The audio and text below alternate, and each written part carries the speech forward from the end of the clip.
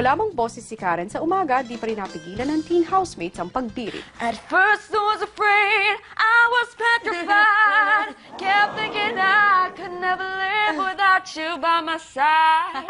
But then I spent so many nights thinking how you did me wrong. But I grew strong. But I learned how to get along.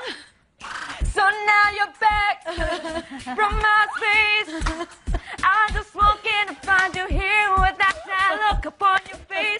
Should change that to belong. I should have made you leave me. But if I had known for just 1 second, you'd be back to bottom me. Oh, no, not I. I will survive. Oh, as long as I know how to love, I know I'll stay alive. I got all my life to live. I got all my love to give, and I'll survive. I will survive.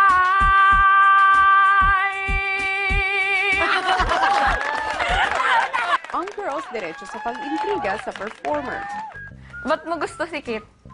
Next question, please. Karen, bakit maganda ka? Why you, sir? Why so you? Why do you, sir? Karen, baka naman ibig mong sabihin, why do you think so? Don't you think so? Ang boys todo naman ang pagturo sa kasama. Paano ba? Ganyan. Ito. Huwag proper. Ikaw, right. Ganyan lang. Dito. Ito may hingin mo. Dito, ganyan. Oo. Tapos, pakababa mo. Taas.